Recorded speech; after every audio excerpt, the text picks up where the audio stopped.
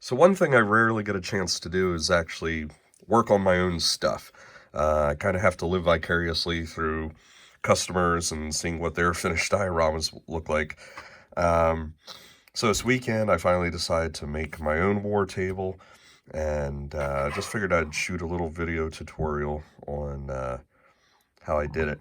Um, the color I used is this Design Master Modern Metals Black Chrome. Now, I'm not sure where you can find this. I used to buy it at Michael's, and then they got rid of it, and after that I had to buy it by the case online. It's a smaller than average size can, so you can go through it pretty quick. And the color is really cool, but the one thing I don't care for about is the nozzles are not that great. Either that or the type of metallic paint it is could potentially be problematic. You have to do a lot of coats on this to get it looking really nice and even, but I love the look it gives. And I think this is approximate to what the war table looked like in the movie, because it was a very dark kind of gunmetal gray, and that's sort of the closest stuff I could find. Next thing I started with is on the donut decal. I started by cutting in towards the side and then start moving around with a pair of scissors. You have to be very careful when you're doing circles like this, and I'm using just the end of the scissors. If you go too far back, you really risk cutting off into the image here. So the next step here is to take the decal, now that it's been printed out, and test fit it and just make sure that it fits in properly. So there you have it. Now, I showed this technique before in another video, but if you have an area where your decal is black, and when you cut it, you'll sometimes see this white. You can go along with a black marker, and that'll kind of cover it up. I don't think this would be all that visible on the model when it's together, but may as well go ahead and take a precaution. This is, again, entirely optional. Just something I found can be nice. Now, when you're dealing with a really big decal like this, it can be a little bit tricky to get everything on right. So I think what I'm going to do in this case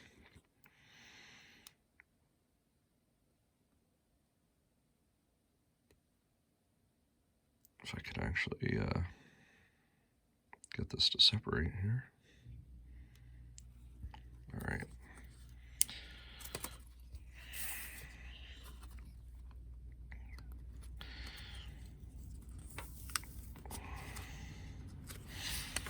I think what I'm going to do is I'm only going to take part of the backing off. Let's see if this works. This way you don't have to worry about the whole thing sticking somewhere where you don't want it to and messing you up. You can actually start aligning it in the side where the backing isn't off of it. And then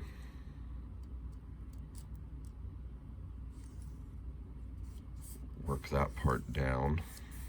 Okay.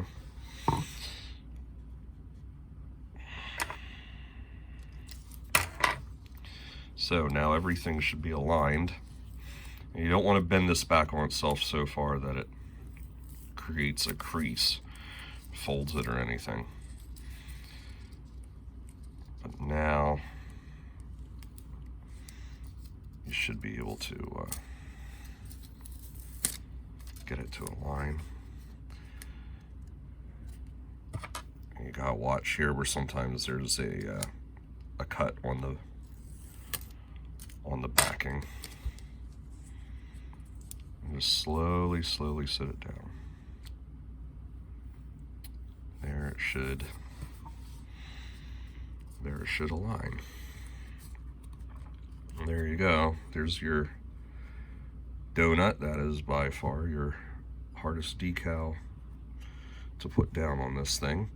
So you can just kind of rub your finger along the edge just lightly.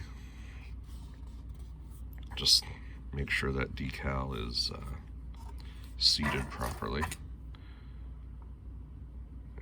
Just try and push down the edge where it's flared up a little bit.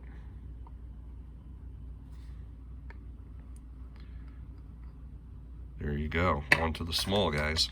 So I'm now applying the little control panel decals, and I've noticed with these really narrow ones, you actually have to favor the inside of the color a little bit. These are just slightly wider than the recesses on the control panel here. So you just have to keep that in mind, and definitely test fit everything before you remove the adhesive backing, and make sure it's going to fit right.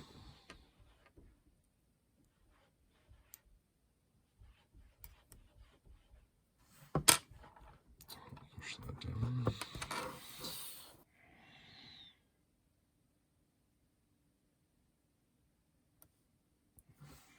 There we go. If you have a decal that seems a little close to the edge, which this one seems to be, you can take a flathead screwdriver and very, very lightly push it down in that recess there. There you go. So now the last thing that I need to do to completely finish this is the centerpiece, and then down on these three sides. All gets painted black. And then I'll be done. So a couple people have asked me about if it works with this little Death Star hologram that came with a black astromech figure. And you can sit it in there, and that'll work.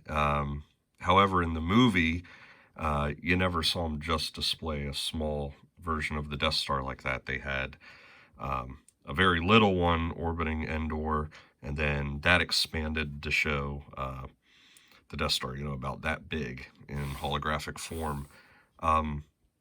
My idea is to take a clear do-it-yourself Christmas ball. If you paint that with a transparent green paint, you can do a model of Endor.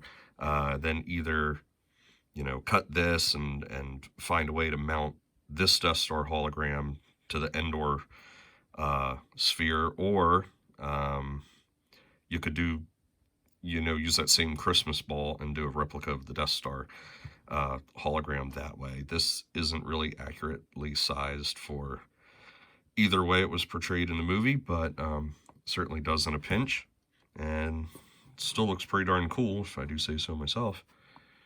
So hopefully you've all enjoyed the video, and any questions, hit me up on Facebook or my website or whatever.